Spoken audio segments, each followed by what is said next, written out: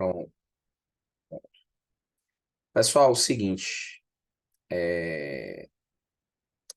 nessa aula de hoje, a gente já vai começar aqui um processo de resolução de questões, que são questões que eu selecionei de conteúdos que eu acredito que tem um potencial grande de aparecer na prova do Enem, certo?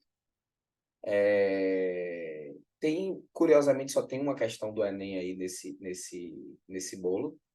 As outras questões são predominantemente de outras bancas, porque eu acredito que as questões que a gente já resolveu ao longo das aulas aqui são questões que a gente não vai ter necessidade de estar retomando, tá? Então, vamos pegar aqui, começar a nossa revisão com essa parte de eletricidade e magnetismo. Eu fiz os blocos aqui, tá? O primeiro bloco, eu coloquei eletricidade e magnetismo. O segundo bloco é um bloco que a gente vai trabalhar ondas e termologia. E o último bloco é um bloco que a gente vai trabalhar mecânica e ótica, em termos de revisão. Então, a gente vai revisar aspectos aqui, pontos importantes dessas áreas, tá? Bom, começar aqui, sem mais delongas. Primeira questão aí, número 1, Enem Digital de 2020. O comando da questão diz assim para a gente, ó. Diz o seguinte aqui para a gente. Deixa eu selecionar aqui, destacar esse comando. Então, ele fala aqui, que processo aplicado à pilha moída permite obter essa separação, certo? Qual é o processo que é aplicado à pilha moída que vai permitir obter essa separação? Então, diz assim o texto, ó. As populares pilhas de zinco-carbono, alcalinas e de Leclanché, são compostas por um invólucro externo de aço, que é uma liga de ferro-carbono, um ânodo, que é zinco metálico, um cátodo, que é grafita, e um eletrólito, que é MnO2, acho que deve ser Mn, é o que é manganês, magnésio, mais NH4Cl ou KOH. Então, um composto químico aí. Contido em uma massa úmida com carbono chamada pasta eletrolítica. Os processos de reciclagem, geralmente propostos para essas pilhas usadas, têm como ponto de partida a moagem, que é a trituração. Na sequência, uma das etapas é a separação do aço presente no invólucro externo dos demais componentes. Qual é o processo que a gente vai aplicar para obter essa separação?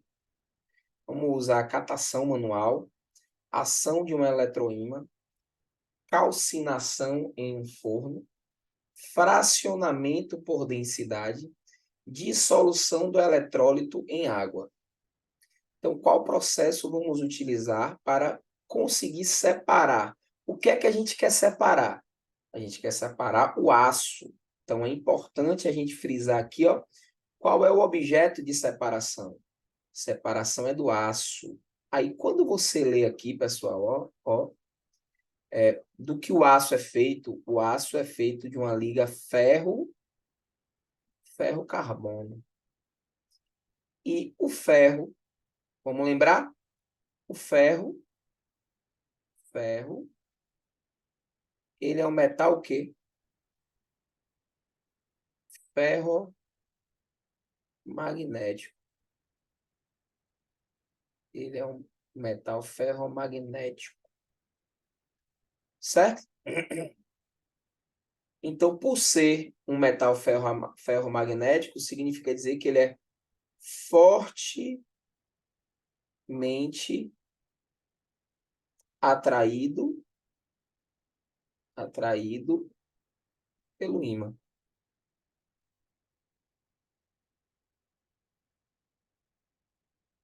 Ele é fortemente atraído pelo ímã. Então, a gente vai realizar essa separação por meio da ação de um eletroímã. Essa é uma questão que não tem como errar, tá, gente? Não é possível errar esse tipo de questão. Você precisa acertar esse tipo de questão.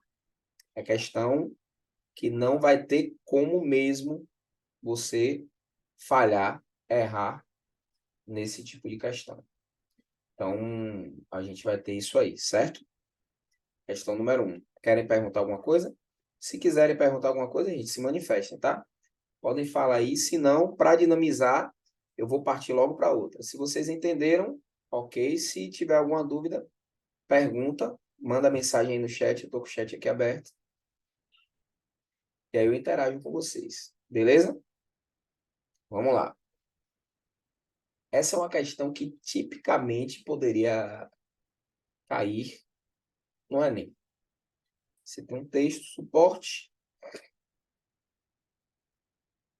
e aí o texto diz o seguinte, né? Raios nas tempestades de verão. Da energia liberada por um raio, só uma pequena fração é convertida em energia elétrica. A maior parte se transforma em calor, luz, som e ondas de rádio. A fração convertida em energia elétrica é da ordem de 360 kWh, aproximadamente o mesmo que consumiria uma lâmpada de LED de 100 watts acesa durante alguns meses. Considere que um mês dura 30 dias e que uma lâmpada de LED funciona com potência de 25 watts. Essa lâmpada consumirá a fração convertida em energia elétrica mencionada no texto em X meses. O valor de X é igual a... Então, queremos saber aqui em quantos meses, né, essa lâmpada ela vai consumir essa energia, né? Quilowatt-hora é uma unidade de energia, viu, gente? Então, temos que tomar cuidado com isso aí, beleza? Vamos lá. A gente sabe, já vimos aqui algumas vezes, se não lembra, é bom lembrar, que a energia ela é a potência vezes o intervalo de tempo. Então, vamos lá. A primeira coisa que a gente vai fazer aqui é o seguinte. Eu vou transformar aqui essa potência que está em watts, 25 quilowatts, 25 watts. Eu vou transformar isso aqui em kilowatt. Por que que eu vou transformar isso em kilowatt? Qual o meu objetivo? Bom, essa energia aqui, ó, ela está em quilowatts-hora. Se eu transformo essa potência em quilowatts, se eu faço a transformação dessa potência em quilowatts, significa dizer que eu vou achar o tempo em hora. E achando o tempo em hora, isso já facilita a minha conta. Porque eu vou ter que somente transformar essas horas para meses. Então, é isso que a gente vai fazer. Vamos lá, então, proceder dessa forma. Como é que eu transformo 25 quilowatts? Porque os dados que a gente tem aqui são esses, né? Eu tenho a energia, que é 360 quilowatts hora. Eu tenho a potência, que é 25 watts. Para transformar para kilowatt, eu vou multiplicar isso por 10 a menos 3. Seria a mesma coisa que dividir por 1000, tá, gente? Isso vai dar 2,5 vezes 10 elevado a menos 2. 10 elevado a menos 2 quilowatts. Aí agora eu quero achar o intervalo de tempo. Então vamos fazer esse procedimentozinho aqui. Como é que a gente faz esse procedimento? Vamos ter o seguinte. A energia, que é 360, é igual à potência, que é 2,5 vezes 10 elevado a menos 2. Eu vou colocar, não vou deixar 2,5 vezes 10 elevado a menos 2, vezes um intervalo de tempo, que é o que a gente está buscando achar aqui, tá? Bom, quem vai ser esse intervalo de tempo? Vou ensinar um macetezinho aqui para vocês fazerem essa continha aqui rápido. Esse intervalo de tempo vai ser igual a 360 dividido por 2,5 vezes 10 elevado a menos 2. O que é que eu vou fazer aqui, pessoal, para agilizar essa conta? Preste atenção no que eu vou fazer. Eu vou multiplicar esse número aqui por 4 em cima, por 4 embaixo. Espera aí que você já vai entender por que eu estou fazendo isso. Multiplicando esse número aqui por 4 em cima e por 4 embaixo, em cima aqui eu vou obter 1440. E embaixo, quando eu faço 2,5 vezes 4, isso dá 10. 10 vezes 10 a menos 2, isso vai dar 10 a menos 1. 1440 dividido por 10 a menos 1, isso vai dar 14.400 horas. Achei aqui o tempo em horas. Achei o tempo em horas, tenho que transformar isso para dias. Então, eu vou pegar agora o meu 1440, 14.400, perdão. Eu vou dividir por 24. Um dia tem 24 horas. Bom, isso aqui dividido por 24 vai dar quanto? Vamos pegar aqui. Isso dá 6. 6 vezes 4, 24. Para 24, nada. Vai 2. 6 vezes 2, 12. 2, 14. Para 14, nada. 6 mesmo. Então, vai dar 600. 600 dias. Como um mês tem 30 dias, eu vou dividir isso aqui por 30. Isso vai dar 20 meses. Conforme o problema me pediu, né?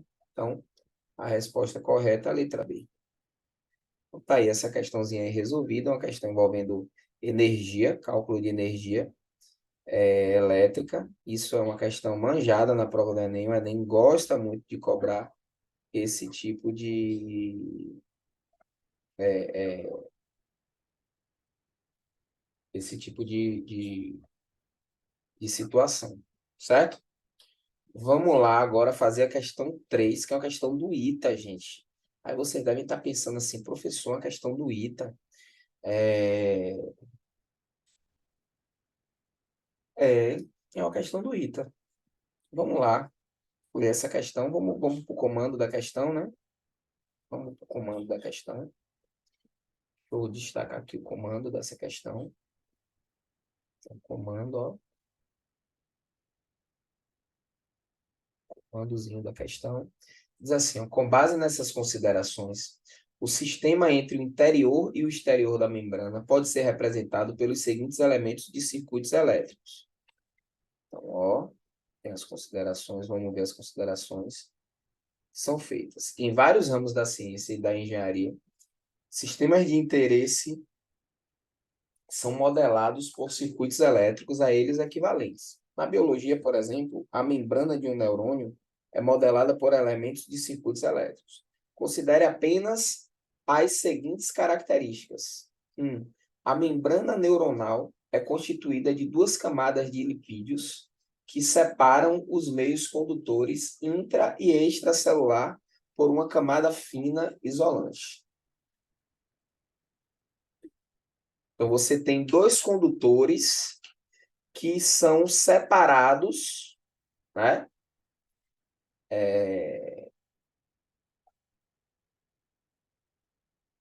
Por uma fina camada isolante.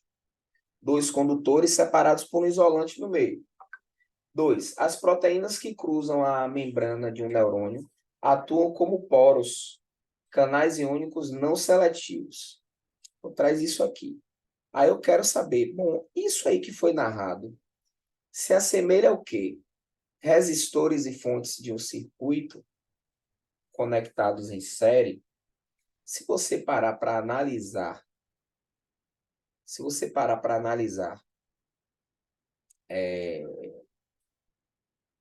não tem como ser um resistor, porque um resistor ele não são dois condutores intercalados por um isolante. Isso não configura um resistor, tá? E a gente também não tem a fonte de corrente ali conectados em série. B. Fonte de corrente e capacitores conectados em paralelo. Também não. Faz sentido. Fonte de corrente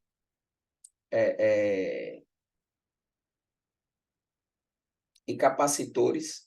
Vamos lá, o sistema entre o interior e o exterior da membrana pode ser representado por seguintes elementos. Vamos lá. Capacitores, fonte de corrente e capacitores conectados em série.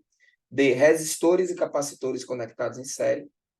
Letra E. Resistores e capacitores conectados em paralelo. Vamos lá. Observe.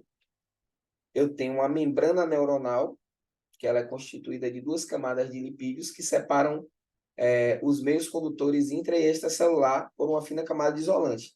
Isso sugere um capacitor. Condutores separados por uma camada isolante, você tem um capacitor. O capacitor, a estrutura do capacitor é essa.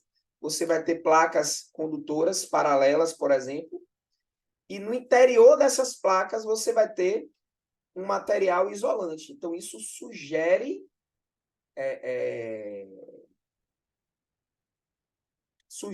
a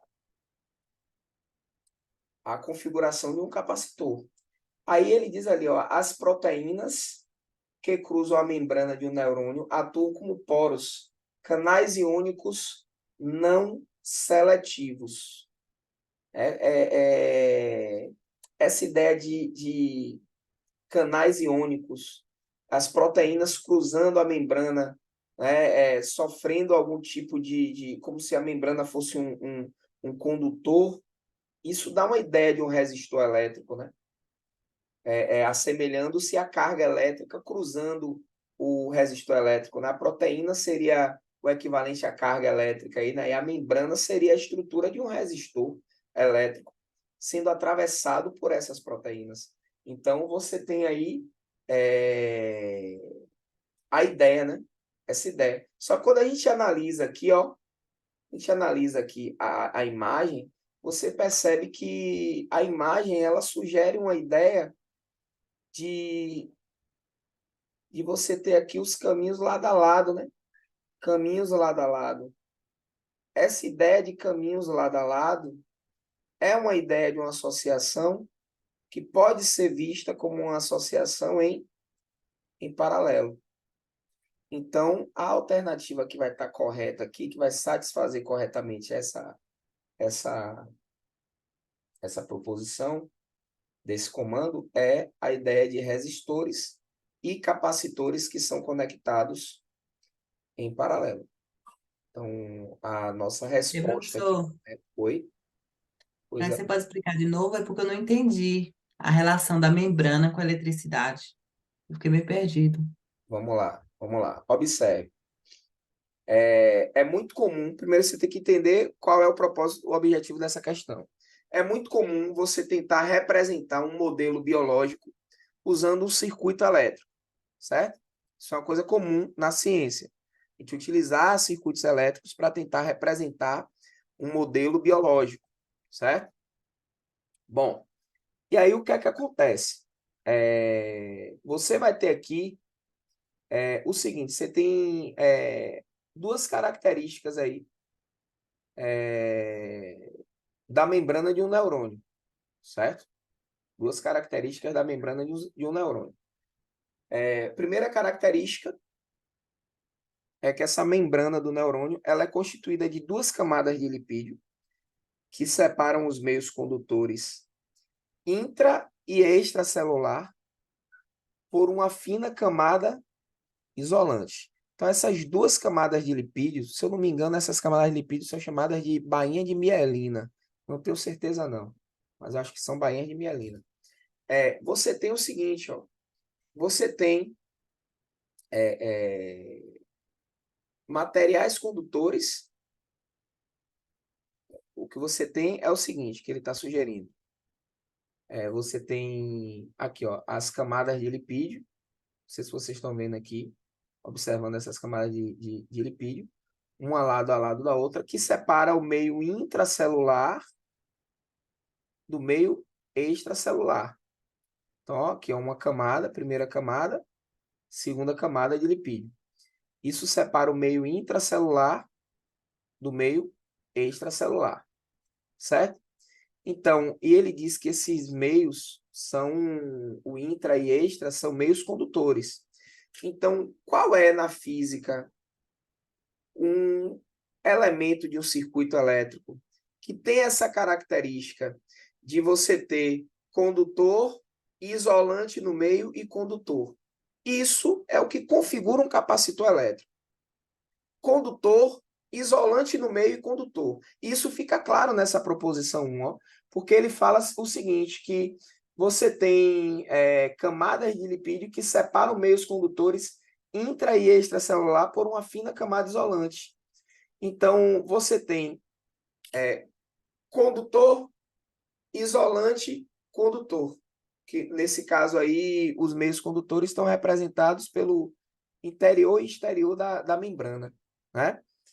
Então, essa é a configuração de um capacitor. O 2, ele diz o seguinte, ó, que as proteínas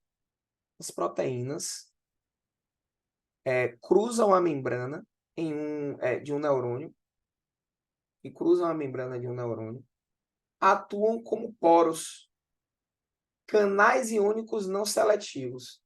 O canais iônicos, ó, é como se as proteínas fossem íons. É como se essas proteínas elas fossem íons. E canais iônicos sugere a passagem, né, de íons. Bom, o que é que acontece? Um resistor, você tem um resistor. O que é que você tem no resistor? Você tem um material condutor, que vai ser atravessado por partículas eletricamente carregadas. É um material condutor que é atravessado por partículas eletricamente carregadas. Só que durante essa passagem, né, essas partículas vão colidir com a estrutura desse material condutor e essa colisão vai produzir, dentre outras coisas, calor, né? Vai fazer ele aquecer. Mas se vocês pensarem as proteínas como íons e esses canais iônicos como um local de passagem desses íons, você tem a configuração aí. Quando você compara isso com a eletricidade, a coisa que mais vai se assemelhar a isso aí na eletricidade é um resistor. Um resistor é um canal de íons, né? Um canal de íons. Então, a alternativa que melhor atende isso que está dizendo é a letra E. Por que a letra E e não a letra D? Né? Porque, gente, se vocês forem olhar aqui, ó, o movimento vai se dar assim, ó, né? Do interior para o exterior, do interior para o exterior. E dessa forma, você vê que a nossa camada de lipídios aqui, ó, estão todos lado a lado, né? Todos lado a lado. Então, como a gente tem essa configuração de estar lado a lado, isso e não se tivesse passando assim, ó, aí a gente poderia dar uma ideia de estar em série.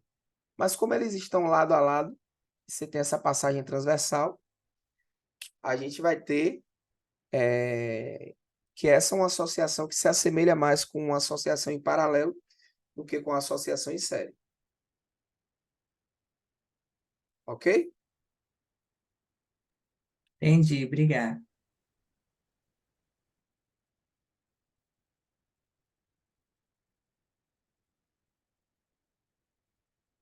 E se você parar para analisar também, Zé Rodolfo, você que perguntou, vamos supor que aqui nesse exterior da membrana você tem um potencial positivo. Tem um potencial aqui positivo. e no interior da membrana você tem o potencial negativo. Veja que a DDP que é aplicada aqui é a mesma.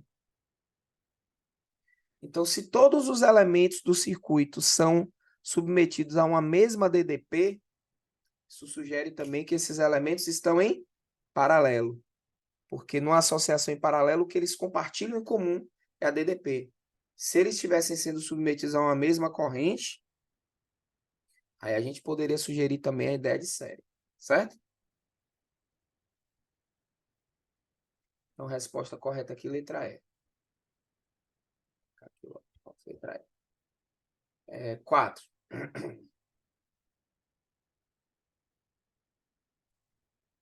Vamos lá. Em uma aula de física, um estudante apresenta aos seus colegas um circuito elétrico simples, constituído de duas baterias e uma lâmpada incandescente, como mostra a figura abaixo. Os instrumentos de medida são ligados ao circuito de forma a registrar a diferença de potencial entre os terminais da lâmpada e a corrente elétrica que percorre a mesma. Então, instrumentos ligados a... Vamos ver quais são os instrumentos aqui, ó. Os instrumentos que a gente tem aqui, ó, amperímetro, são amperímetro.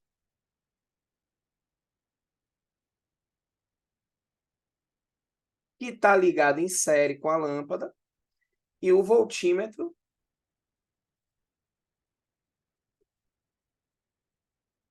que está ligado em paralelo com a lâmpada.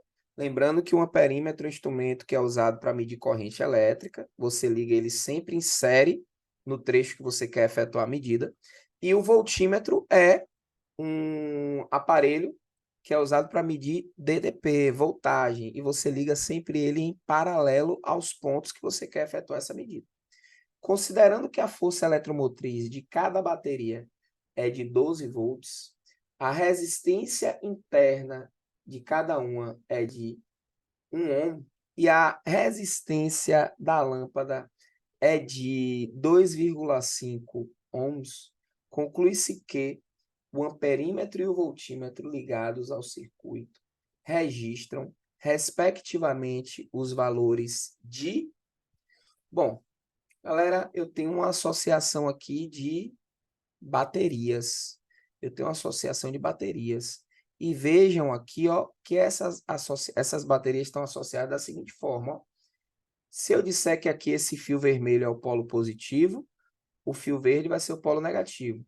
Então, eu tenho vermelho ligado no vermelho e verde ligado no verde. Ou seja, essa configuração aqui é uma configuração de baterias que estão em paralelo. Eu tenho uma associação de baterias em paralelo, certo? Quanto é que vai ser a DDP equivalente dessa associação de baterias em paralelo? Essa DDP equivalente, ela vai ser de 12 volts. Eu sou, mas não soma, não? Não, você só soma a DDP se você tiver uma associação de baterias em série, que não é o caso aí, elas estão em paralelo. Professor, mas o que é que vai mudar se eu associar baterias em paralelo? A eficiência da bateria muda. Por quê? Porque o conjunto de baterias, ele vai apresentar no total uma menor resistência equivalente. Nesse caso, quem vai ser o REC aqui dessas baterias? Bom, a resistência interna de cada uma delas é 1 ohm. Então, vai ser a resistência interna delas, vou chamar de Rzinho, dividido por 2, que é o número de baterias que estão associadas. Então, isso vai ser 1 ohm dividido por 2, isso vai dar 0,5 ohm. Aí eu vou ter essas baterias de 0,5 ohm. Deixa eu colocar aqui que isso é o Rzinho equivalente, certo? Só para ficar diferente. Quem vai ser a resistência equivalente dessa associação? A associação eu vou ter as baterias e a lâmpada em série.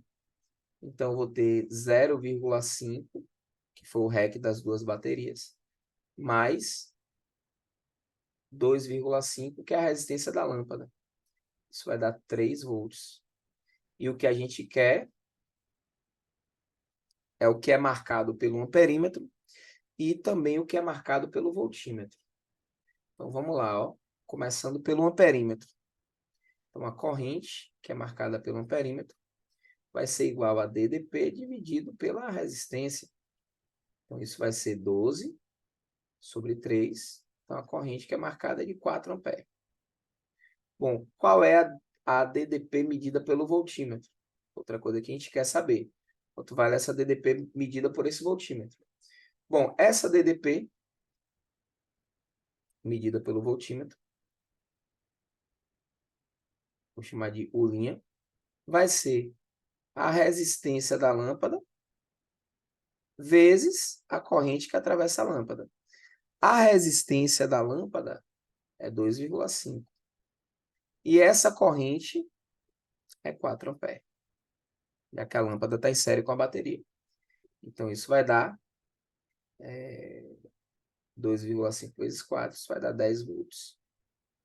Então, a nossa resposta é 4 amperes e 10 volts. Está logo aqui na alternativa A. Alguma dúvida? Algo a perguntar?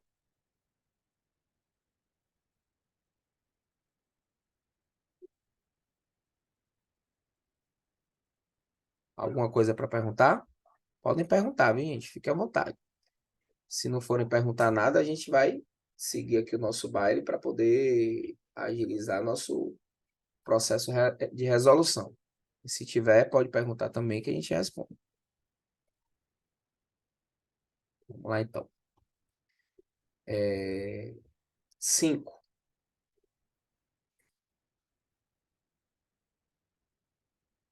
Quando estiver em funcionamento, vamos lá. Um ferro de passar está colada, a etiqueta mostrada na figura.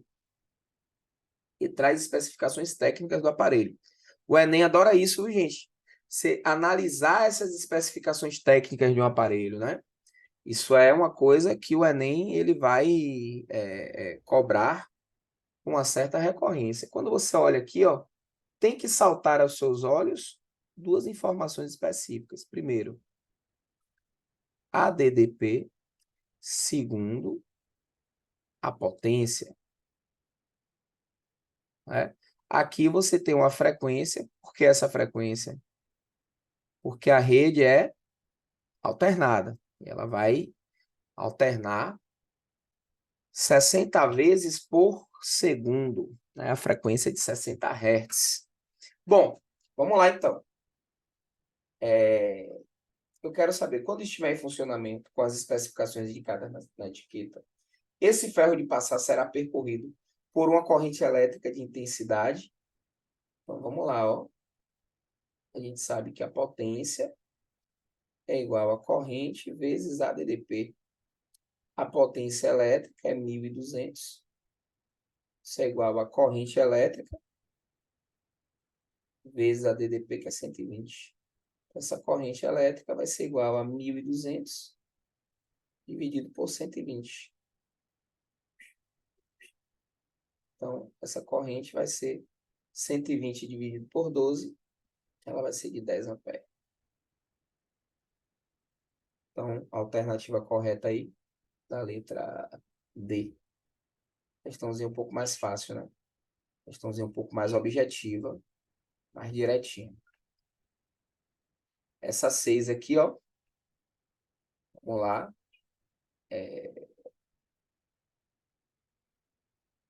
Você tem uma... Leia os quadrinhos, ó. Olhe para o quadrinho. Então, você tem uma cobra, né? Passeando no fio.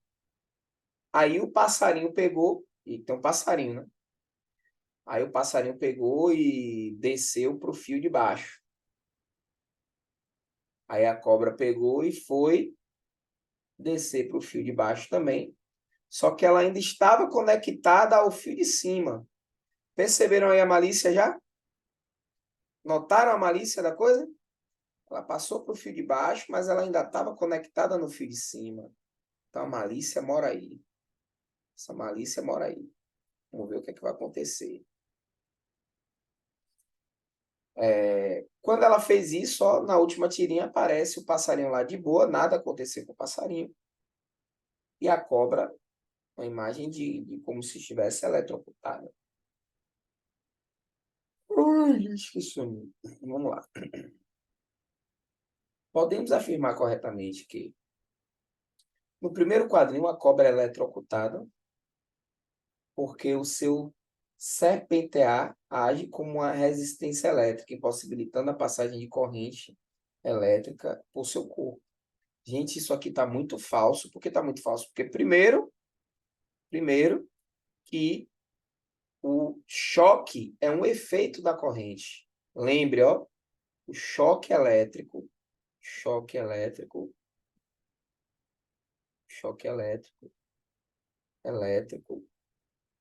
opa, choque elétrico.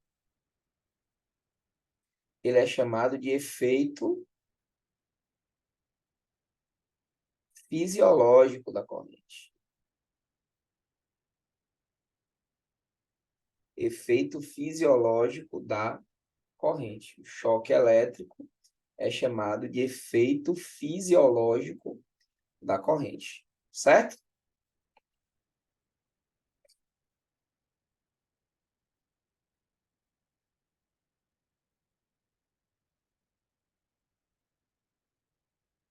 Vamos lá. Então, a A está falsíssima. A B. No segundo quadrinho, o passarinho não é eletrocutado por não estar tocando o fio de baixo, no qual a corrente elétrica passa. Não é por isso que o passarinho não é eletrocutado. Para ele ser eletrocutado, ele tem que ser submetido a uma diferença de potencial. E a gente sabe que esses dois fios aí, eles estão em potenciais distintos. Então, para que o passarinho ele tome choque, ele teria que tocar, assim como a cobra fez, nos dois fios ao mesmo tempo. Ao mesmo tempo. Só que tem aí, gente, nessa questão, você tem aí uma ideia, um erro meio conceitual. Qual seria esse erro conceitual, professor? Quando a cobra ela estabelece essa diferença de potencial, por mais breve que seja, por mais breve que seja, ao estabelecer essa diferença de potencial, tocar num fio e tocar no outro, o passarinho também teria que tomar choque, gente. Os dois teriam que tomar choque. Não só a cobra, certo? Então, vamos deixar passar batida aí, porque isso também não nem acontece muito. Então, lá, no quarto quadrinho, a cobra é eletrocutada, pois há passagem de corrente elétrica ao se conectar a dois potenciais elétricos diferentes. Exatamente. Você tem uma diferença de potencial, né, entre um fio e o outro. A cobra se conecta a esses dois potenciais diferentes e ela acaba tomando o choque. Então, você tem aqui a alternativa correta, a letra D. Letra D. Letra E, nos quadrinhos a cobra e o passarinho são eletrocutados por passarinho e o fio alto. Então, falso também. Vamos para o sétimo aqui.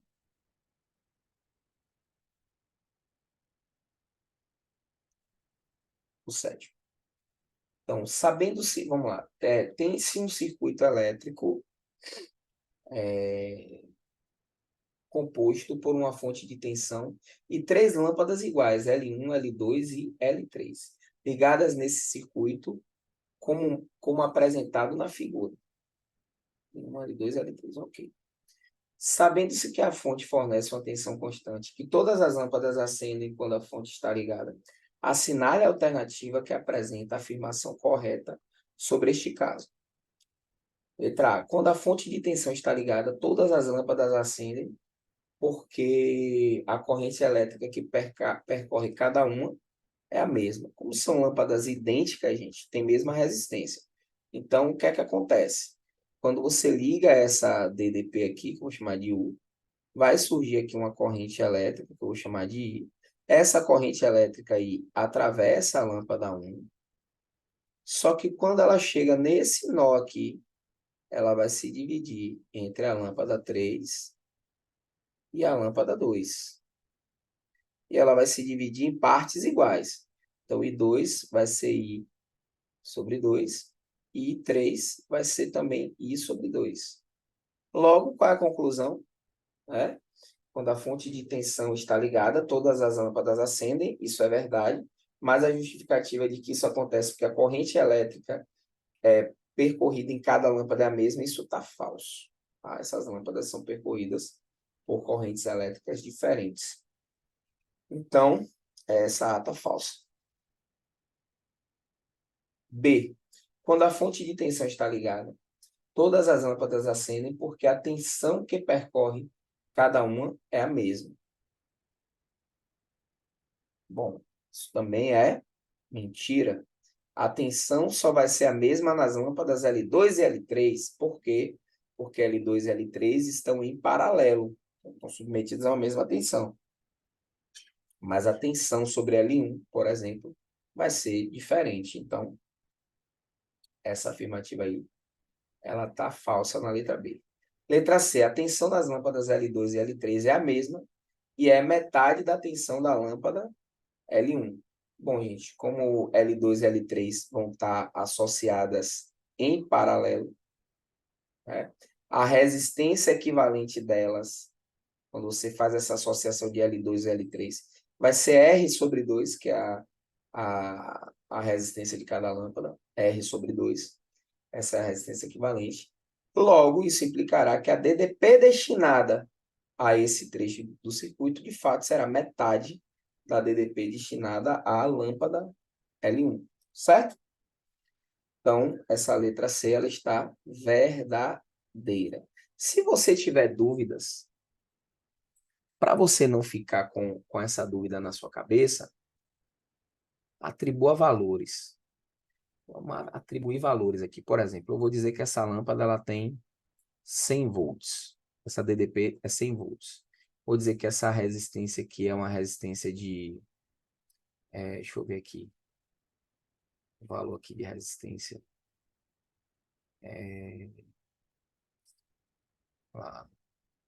40 ohms. Bom, aqui também tem 40 ohms.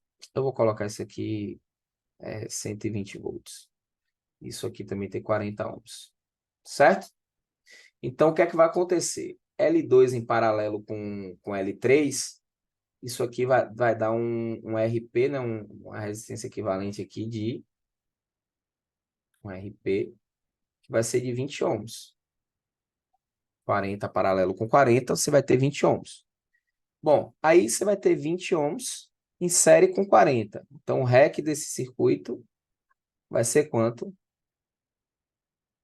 Vai ser 40 mais 20, que vai dar 60 ohms. Atribuir valores aqui aleatórios, tá, gente? Quanto vai ser a corrente nesse circuito?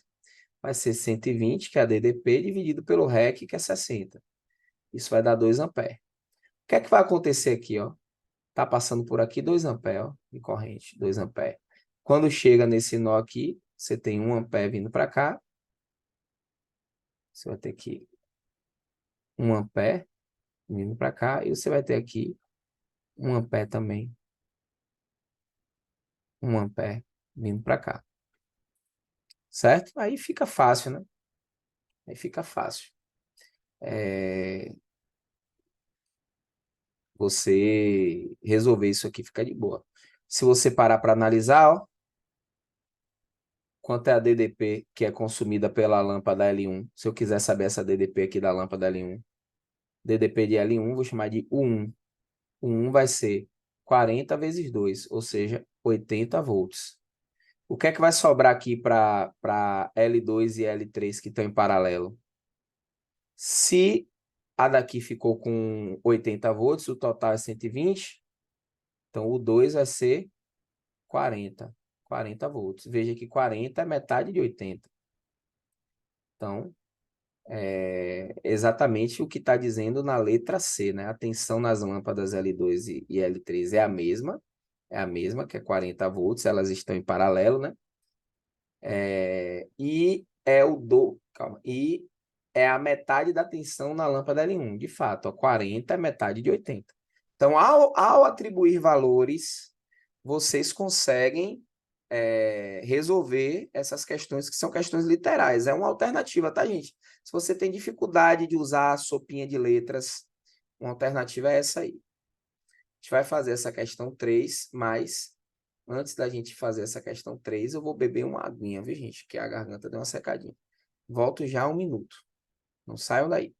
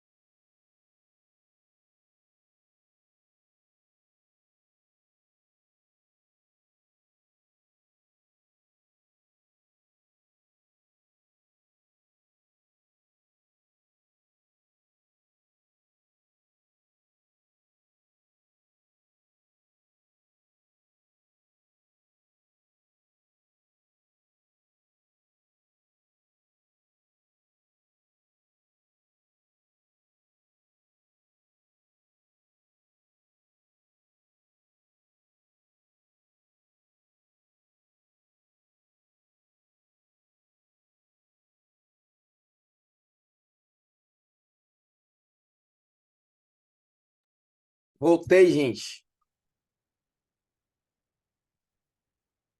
Vamos lá?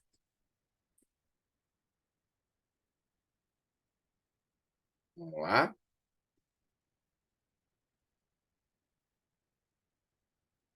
Questão 8. Então, trabalharemos aí essa questão número 8.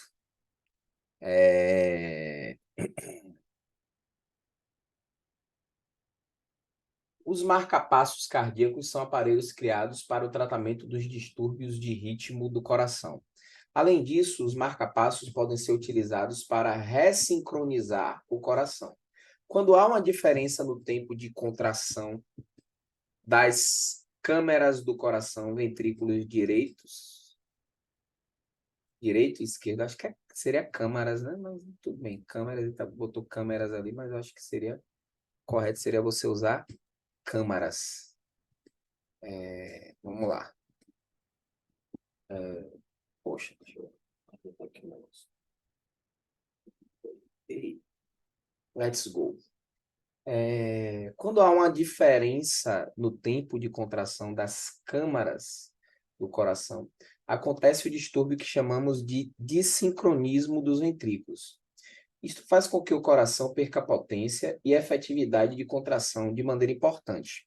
Quando esta perda de potência ocorre em um coração já doente e enfraquecido, pode gerar um significativo aumento de sintomas, como fraqueza e falta de ar, por exemplo, que caracterizam um quadro de insuficiência cardíaca. Por isso, existe um grupo de marcapassos chamados de ressincronizadores cardíacos, que atuam para corrigir este dissincronismo e melhorar a eficácia da contratilidade cardíaca. Então, eu coloco o marcapasso ali, ó, e esse marcapasso vai efetivamente melhorar aí a condição dos batimentos cardíacos, né? Esses marcapassos utilizam baterias como fonte de energia. Dessa forma, considere uma bateria de íon lítio utilizada em marcapassos cardíacos bastante leve, hermeticamente fechada, que não libera gases, com durabilidade em torno de 10 anos e com alta densidade de carga, de 0,8 miliampere-hora por centímetro cúbico. O número de elétrons existentes na pilha com volume de 2 decímetros cúbicos é, vamos lá, ó. Primeiro, vamos entender esse 0,8 miliampere-hora, certo? Eu tenho aqui. O que é isso primeiro, gente? Você sabe o que é isso aqui?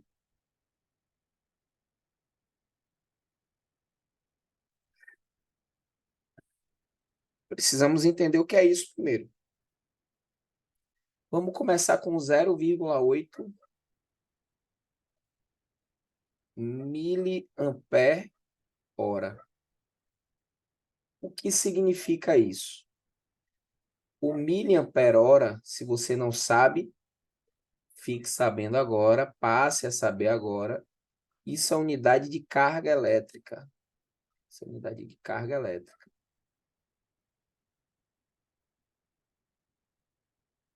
Certo?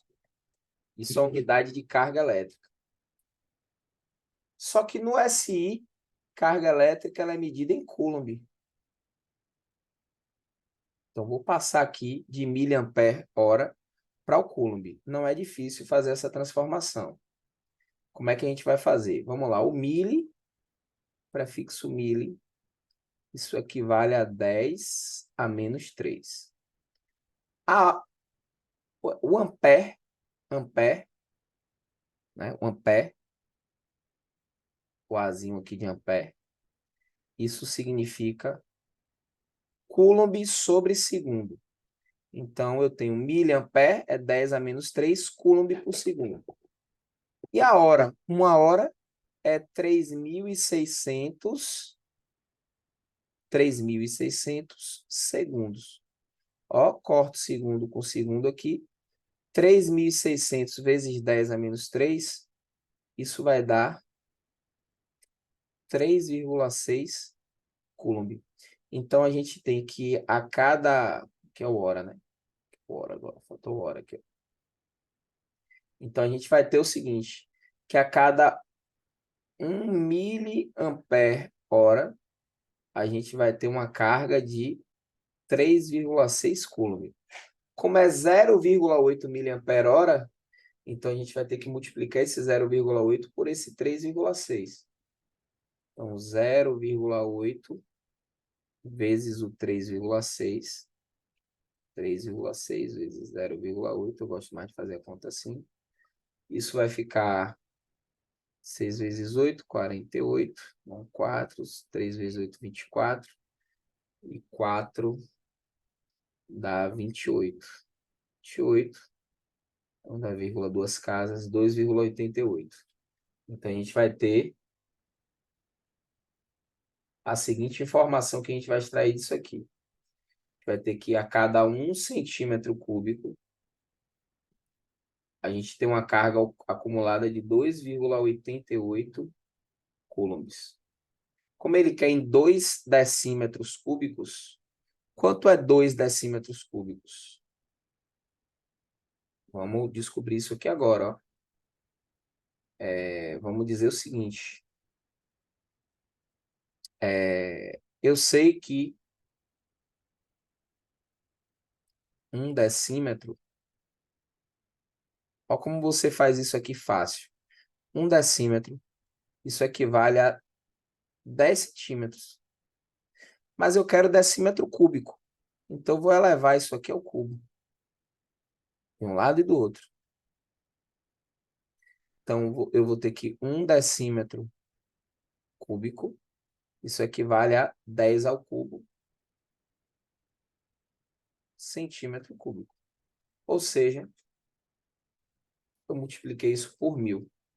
Vou ter 2 decímetros cúbicos. Isso vai dar 2.000 centímetros cúbicos. Então, a gente monta uma regra de 3. Vou ter 2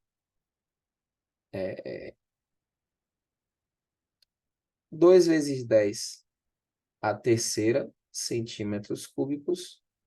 Isso vai ser equivalente ao nosso x. A gente faz uma regra de 3. Né? Isso vai ser equivalente à nossa carga total. Né? Vou chamar de Q. A gente faz uma regra de 3 e vamos achar uma carga total que vai ser igual a 2,88 vezes 2,88 vezes 2. 2,88 vezes 2. Vou fazer essa continha aqui rapidinho. 2,88 vezes 2, isso dá 5,76. Então, nosso Q vai ser 5,76 vezes 10 elevado à terceira coulomb. Achei a carga. A questão já está resolvida, professor? Ainda não. Essa questão tem cara daquelas questões dificilzonas do Enem, né? Ela não é nem tão difícil, ela é uma questão um pouco mais trabalhosa, né? Mas, enfim, a gente vai fazer ela de qualquer sorte. Então, vamos ter aqui o seguinte. Só que o que eu quero é o número de elétrons, né? Número de elétrons. Então, o princípio da quantização da carga elétrica me diz que a quantidade de carga de um corpo vai ser N vezes o número de elétrons em excesso ou em falta desse corpo. Então, N vezes o número de elétrons em excesso ou em falta desse corpo. Então, aqui a gente tem a carga, que é 5,76 vezes 10 a terceira. Isso é igual ao N, que é o que a gente quer saber, vezes esse E aqui, que é a carga elementar do elétron. Esse valor aqui que ele deu. 1,6 vezes 10 elevado a menos 19. O nosso N vai ser igual a 5,76 vezes 10 elevado à terceira, dividido por 1,6 vezes 10 elevado a menos 19. E quanto é que vai dar isso aqui? Bom, a potência é fácil, né?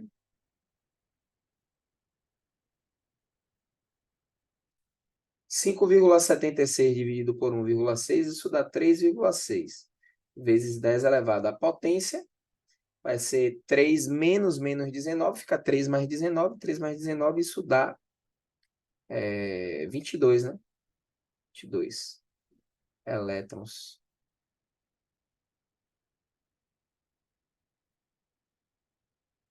Então, resposta letra A. Um pouquinho trabalhosa essa questão, né? Um pouquinho trabalhosa, mas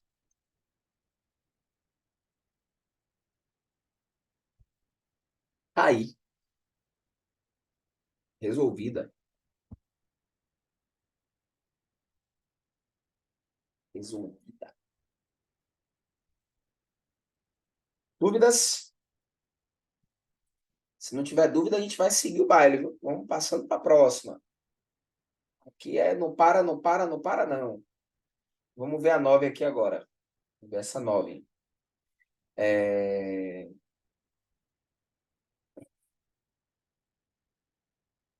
Um refrigerador foi instalado em uma mercearia e, em decorrência de sua utilização, o consumo mensal de energia da mercearia subiu de 300 kWh para 372 kWh. Considerando que esse aumento ocorreu somente devido à utilização do refrigerador e que este ficou ligado durante os 30 dias do mês, a potência média do refrigerador é de... Bom, vamos lá. Eu tenho a energia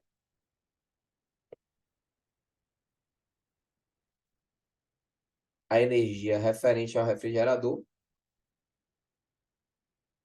Quanto é essa energia? Essa energia, ela vai ser 372 menos 300. Então, vai ser 372 kWh. E eu tenho intervalo de tempo. Esse intervalo de tempo é de 30 dias. Só que eu admito que cada dia tem 24 horas, então multiplico logo por 24 aqui. 30 por 24, isso vai dar 38 mais 72. Isso vai dar 720 horas, né? Então temos 720 horas aí. Correto? Vamos lá, então. Eu quero o quê? Eu quero a potência. Então, como é que a gente calcula essa potência? A potência vai ser energia dividido pelo intervalo de tempo. Essa potência vai ser essa energia que é 72, dividido por esse intervalo de tempo que é 720. E isso vai dar 0,1 kW. Por que quilowatt, professor? Me explique aí. Porque a energia ela está em quilowatt-hora, o tempo está em hora, então você vai achar a potência em quilowatt. Só que as alternativas ali estão em watt. O que é que eu faço? Bom, eu vou multiplicar isso daqui que eu achei de resultado por 1000 para transformar para watt. E aí a gente vai encontrar o valor correto, que é 100 watts. Então, essa é a potência desse refrigerador, né? O que não faz muito sentido um refrigerador ter uma potência de 100 watts, né? Às vezes, esse pessoal que elabora algumas questões, meio que não parece que não pensa fisicamente, não. Como é que pode um refrigerador ele ter uma potência de 100 watts? Isso não faz sentido, não, gente. Não faz sentido, não. Né? É muito baixa essa potência para um refrigerador, né? Teria que ser uma potência mais forte.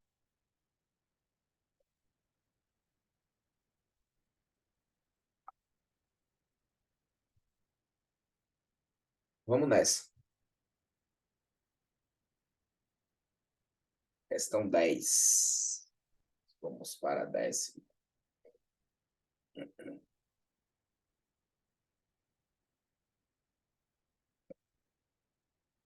Um chuveiro de 4.000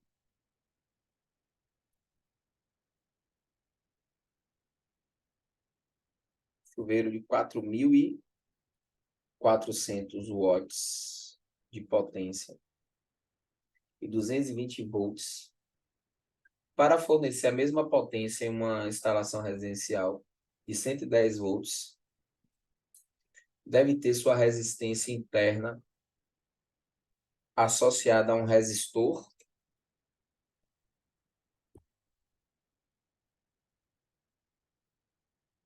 Então, e agora, o que é que eu faço? Não criemos pânico, tá, gente? Vamos fazer o seguinte, ó. Quanto é a resistência desse chuveiro? Você tem que pensar assim, ó. Quanto é a resistência do chuveiro com 220 volts? Então, vamos calcular isso. Primeira coisa que a gente vai calcular. Eu sei que a potência envolve aqui DDP e potência. E quero resistência. Eu sei que a potência vai ser U ao quadrado sobre R. Que eu usei essa, porque eu tenho potência e DDP e quero resistência.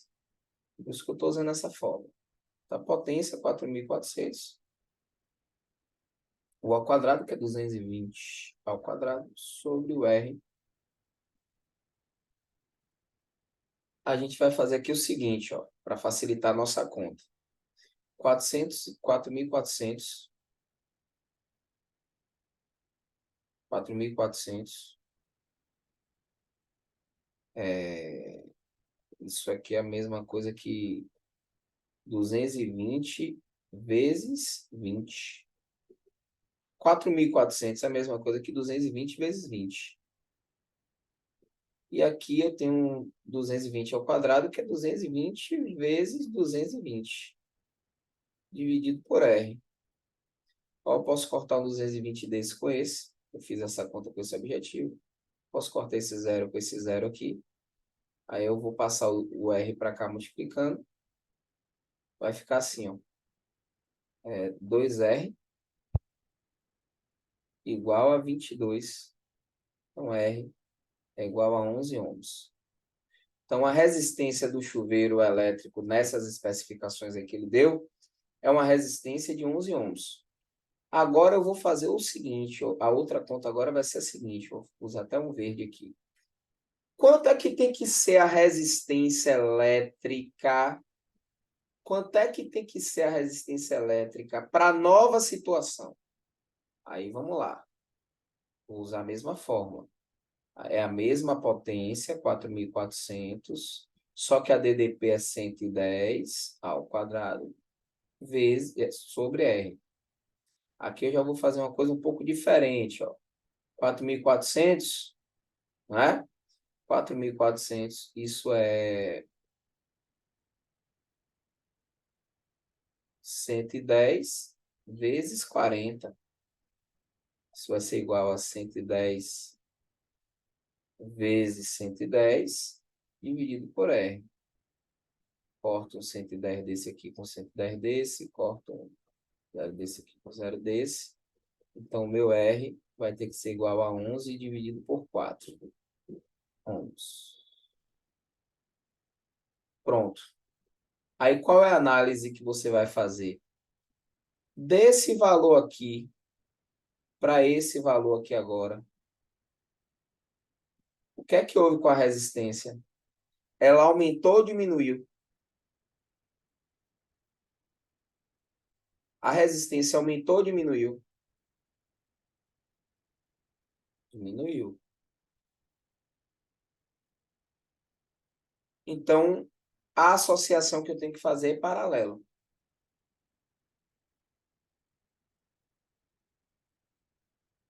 Para que serve uma associação em paralelo? Diminuir a resistência. Para que serve uma associação em paralelo? Diminuir a resistência. Para que serve uma associação em paralelo? Diminuir a resistência. Esse é o objetivo de uma associação em paralelo, tá, gente? Então, beleza. Diminuiu. Então, significa dizer que eu vou ter que pegar aqui, como eu vou associar um único resistor, eu vou ter que pegar e fazer o seguinte. Eu vou ter que pegar, para obter 11 quartos, eu vou ter que pegar um valor de resistência X, multiplicar por 22, depois dividir por X mais 22, né? É o produto pela soma, né? Produto pela soma. Eu estou querendo saber quanto é esse X aqui. Bom, esse 11 aqui, ó, dá para simplificar com esse 22. Aqui vai ficar 2, aqui vai ficar 1. Então, vamos fazer aqui o cruz credo, né?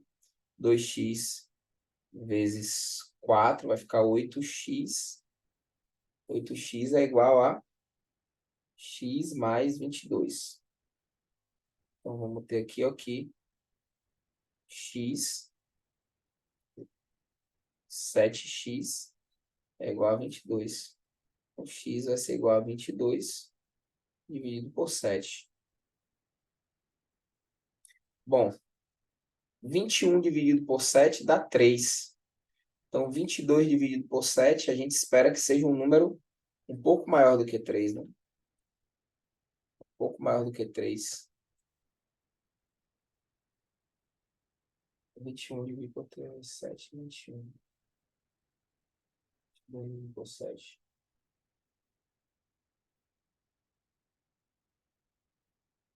Isso mesmo. Então, quanto é que vai dar essa conta aqui?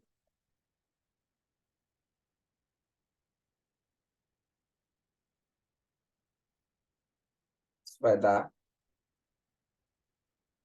um pouco maior do que 3, só pode ser letra B. Lembre do cálculo de estimativa que eu ensinei para vocês. Só pode ser letra B. A única alternativa aqui possível, tá? Você nem vou desenvolver essa conta aí.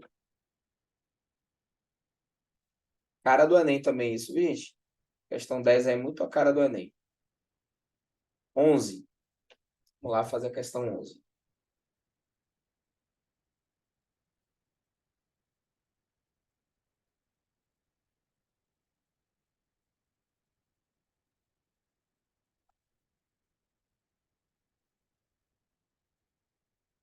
Uma família planeja utilizar seus eletrodomésticos na cozinha de sua casa conectados a um circuito de 120 volts com um disjuntor de 15 amperes.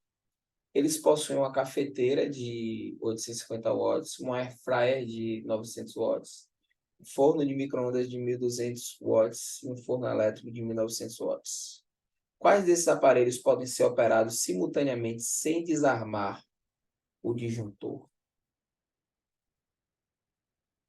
Eu tenho que eleger uma dupla, um trio, né?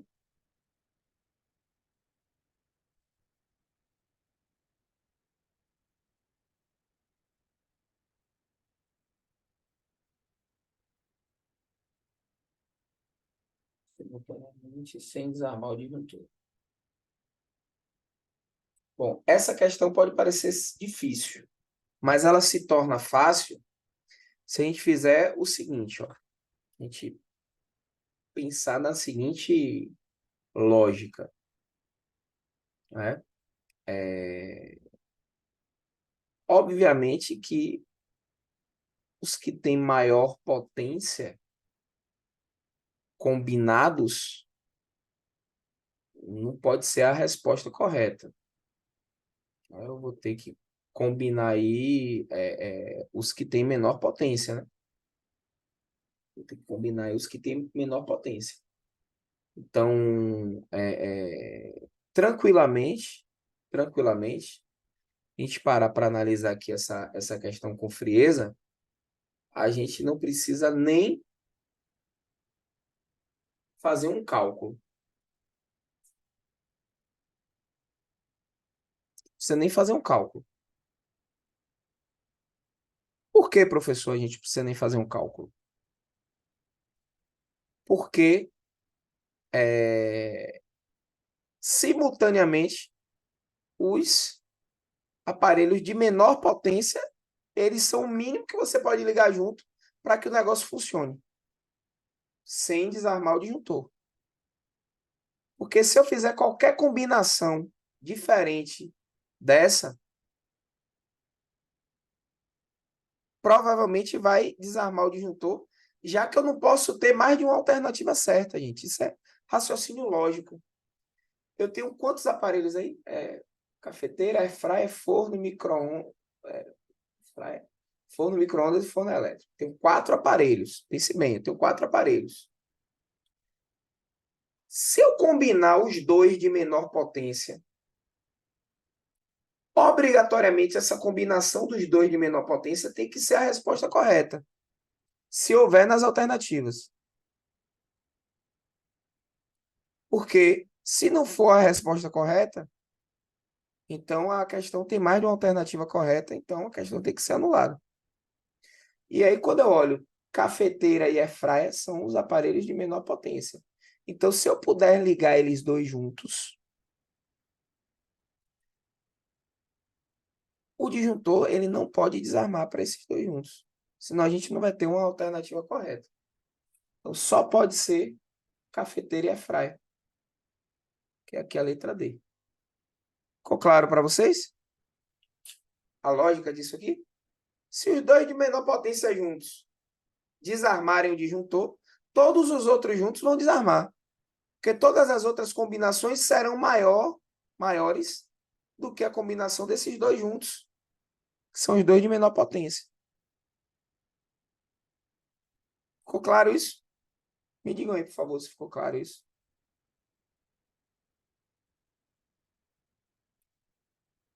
Deu para entender isso? A lógica desse negócio?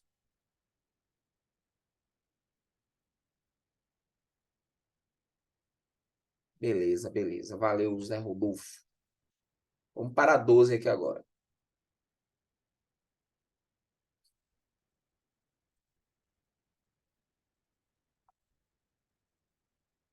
Galera, raio atinge caminhonete e destrói parte do veículo na BR-020. Tem um vídeo. Motorista não se feriu. Mecânico conta que raio atingiu a antena e causou curto-circuito na parte elétrica do carro. Notícia até recente essa notícia. Na nota divulgada pelo jornal é destacado que o motorista não se feriu. Ao analisar a notícia no contexto da física, o fenômeno que protegeu o motorista é conhecido como o quê? Galera, o que protegeu esse motorista é o efeito que a gente vai chamar de blindagem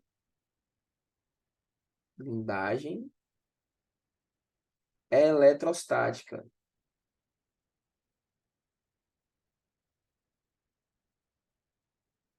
E o que é essa blindagem eletrostática, gente?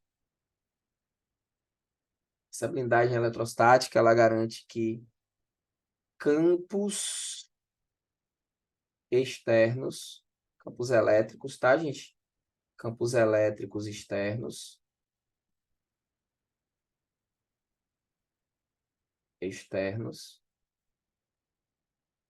não afetam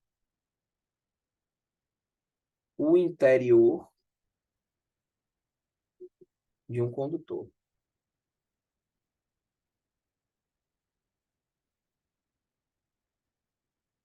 Então, campos elétricos externos não afetam o interior de um condutor.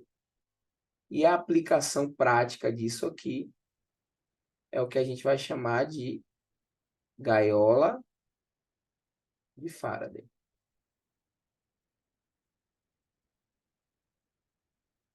Certo? Isso é a famosa gaiola de Faraday. Então, a alternativa correta é a letra D. Letra D. Massa, né? Eu sei.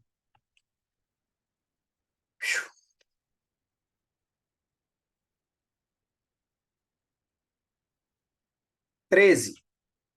Já 13zinho aqui.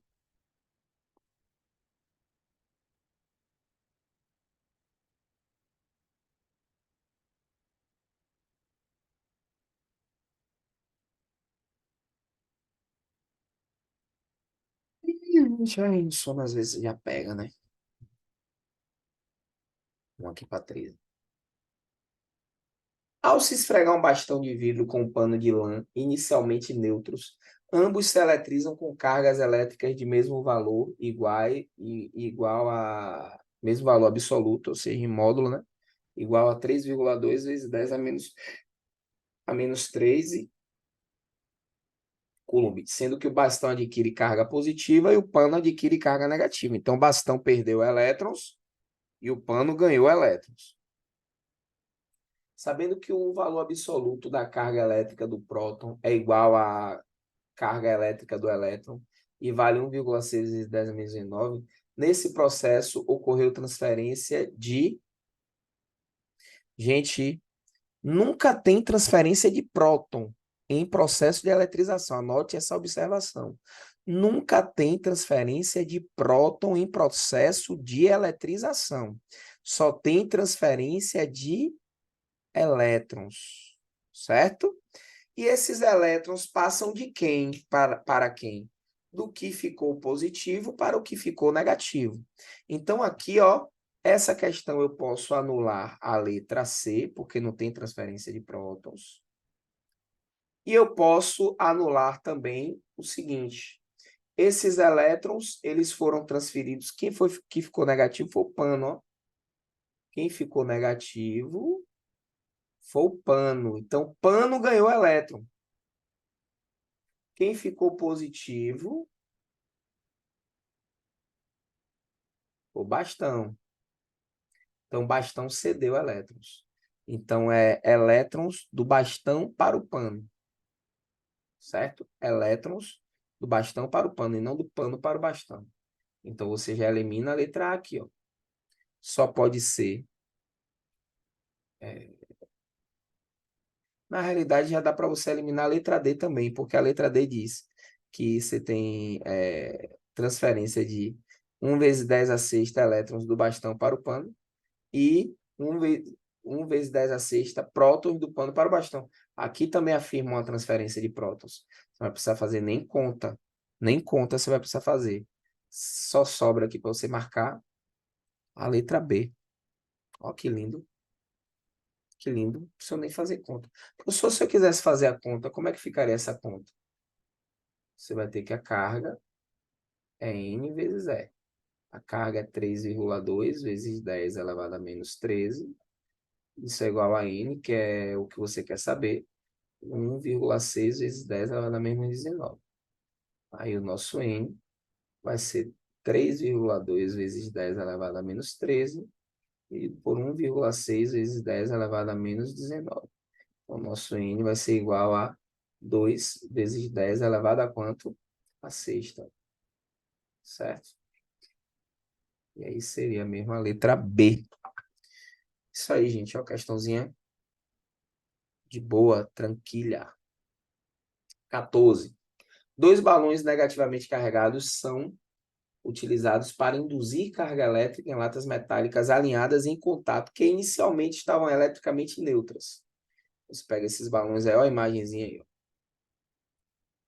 que é que vai acontecer? Conforme mostrado na figura, os balões estão próximos, mas jamais chegam a tocar as latas. Nessa configuração, as latas 1, 2 e 3 terão, respectivamente, carga total. Galera, vamos lembrar que quem se move é elétron, quem se move não é próton. Então, o que é que vai acontecer, ó? O que é que vai acontecer? Nessa lata 1, quando aproximar aqui o balãozinho carregado negativamente, os elétrons serão expulsos para o meio da lata.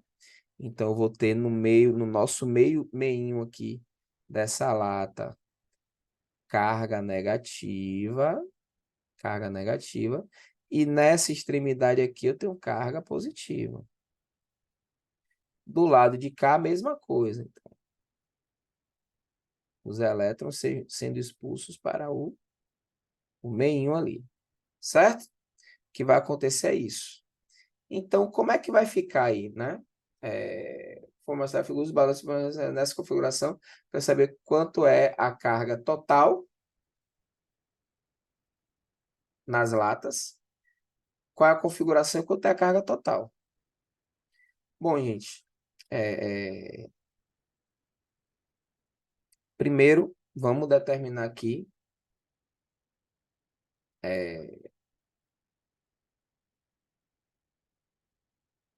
não, respectivamente carga total.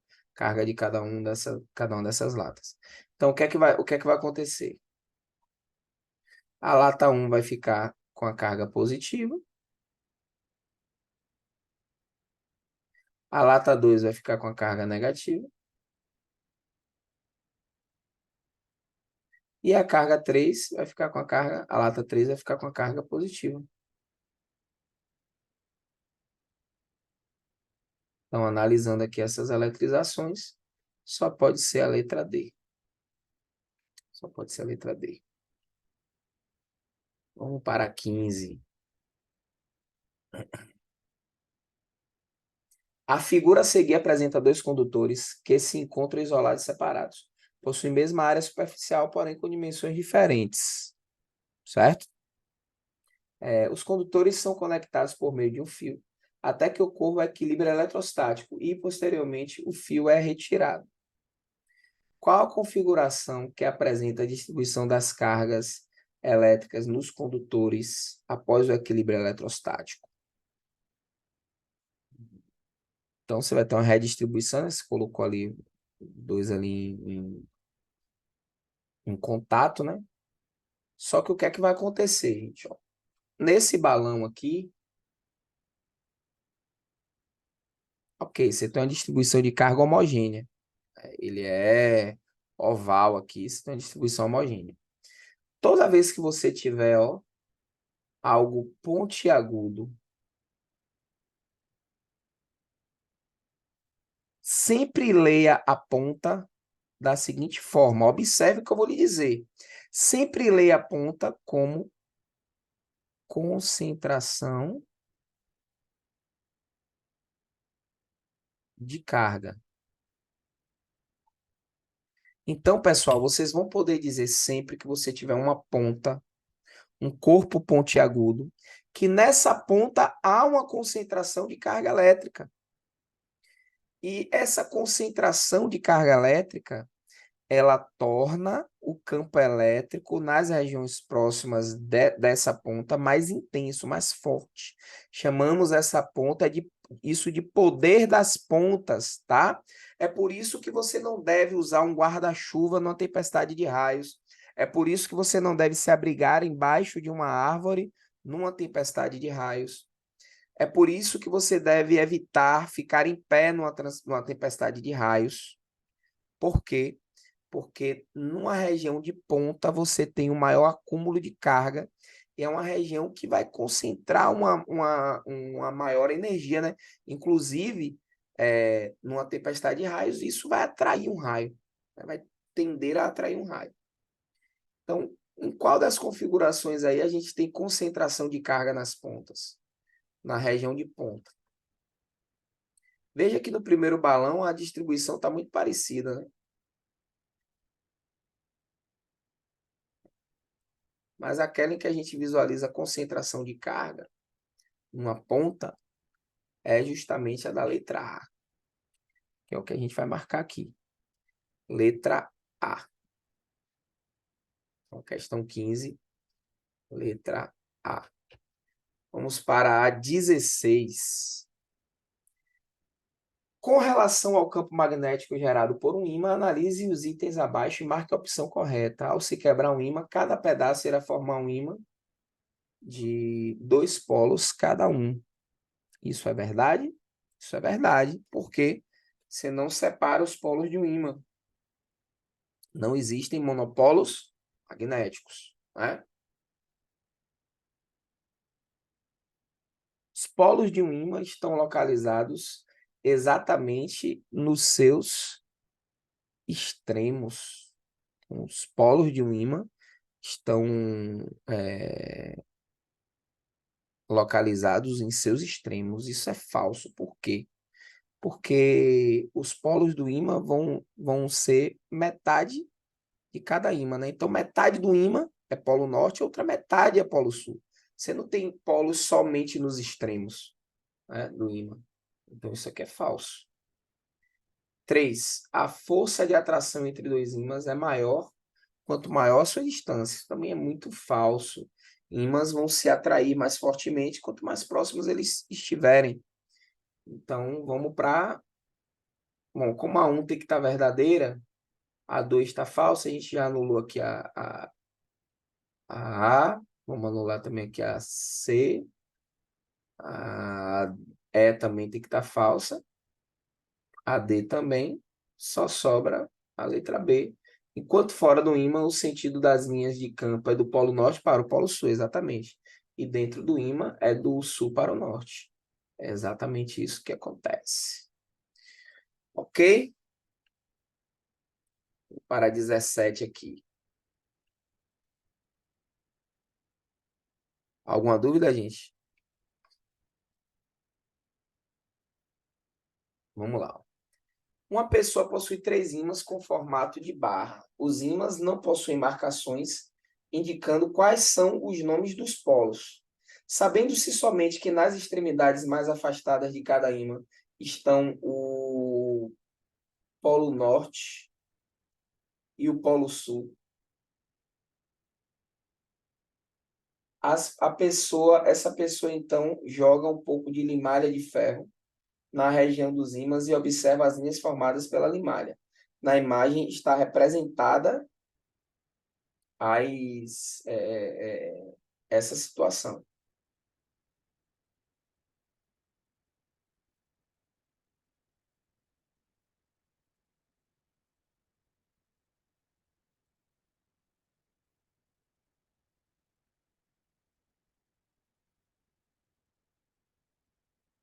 Com base nas linhas formadas pela limalha, uma possível configuração para os polos P1, P2 e P3, respectivamente, seria quanto?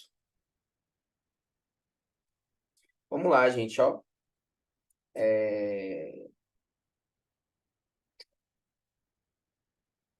Vejam o que é que acontece.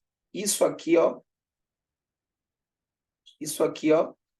é uma configuração de quem está saindo de um e indo para o outro, ó.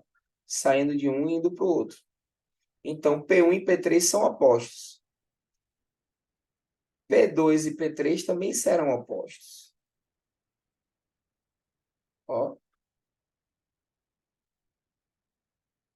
Então, se P1 e P2 são opostos, se P1 e P3 são opostos, e P2 e P3 são opostos, em contrapartida, essa configuração aqui é de quem se repele, ó. As linhas que se repelem, ó, podem estar chegando ou saindo. Então, o que é que pode estar acontecendo aqui? Eu posso ter P1, posso ter norte, P1 pode ser norte, P2 pode ser norte, e P3 pode ser sul. Essa é uma configuração. Outra possibilidade é P1 ser sul, P2 ser sul e P3 ser norte. Que ele quer uma configuração possível. Então, essas duas configurações são possíveis. Mas, como alternativa, eu só tenho uma. Sul-sul-norte, que é a letra E.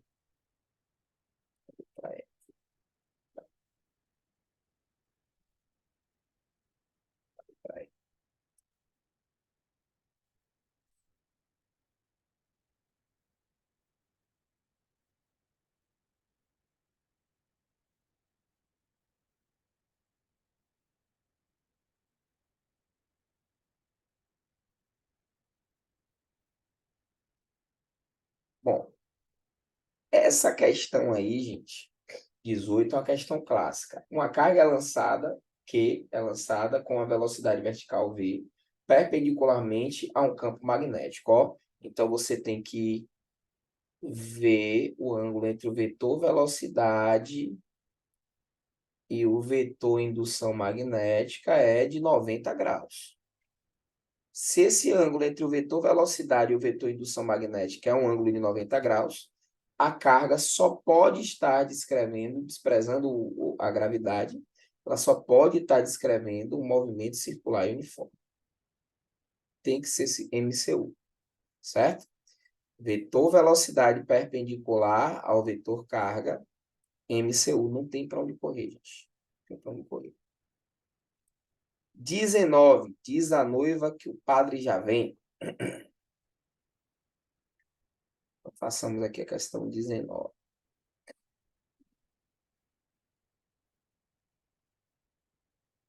Vamos ver. Podemos dizer que a Terra e a agulha de uma bússola comportam-se como barras de ímãs, que possuem polos magnéticos norte e sul.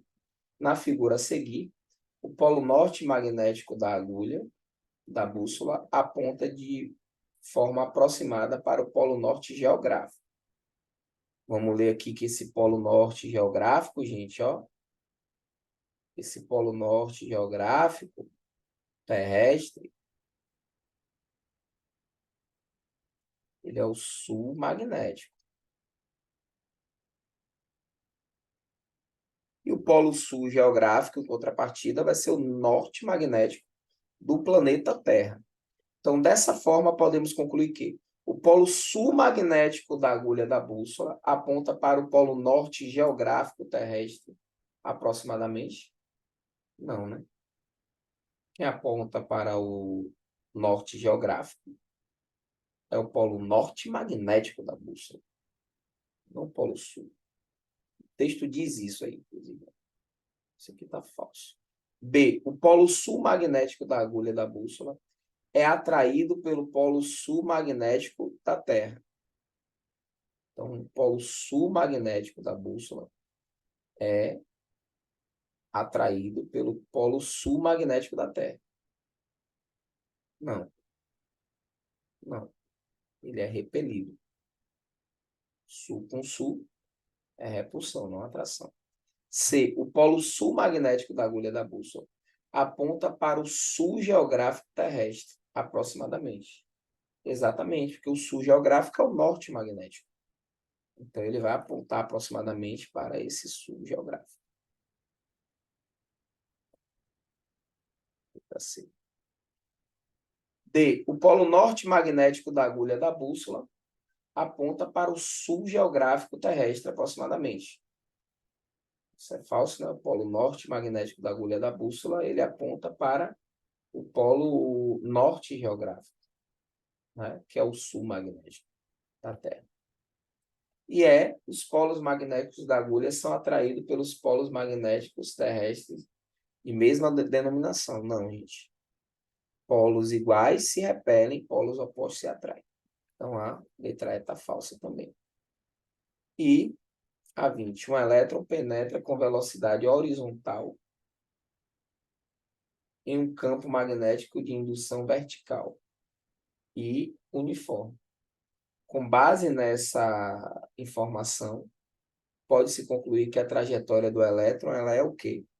Galera, observe o que é que está acontecendo aqui. Entenda isso.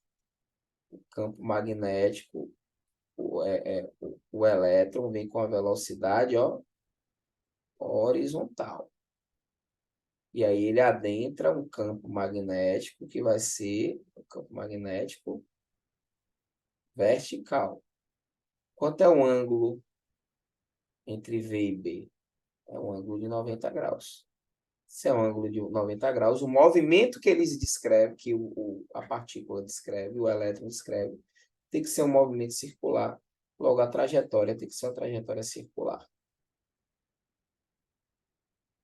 Certo? Bom, galera, essa foi a primeira parte dessa nossa revisão que eu planejei para a gente fazer no dia de hoje, tá? Espero que vocês tenham aproveitado essa aula. Vou mandar esse material aí para vocês treinarem as questões. Vou verificar direitinho o que aqui houve lá com o canal, mas já adianto que eu já vou tentar postar essa aula do dia de hoje logo agora, tá? E vou tentar configurar aqui o canal. Então é isso, gente. Obrigado pela atenção de vocês na noite de hoje. Vão desculpando aí os imprevistos da semana. E até a próxima, se Deus permitir. Grande abraço.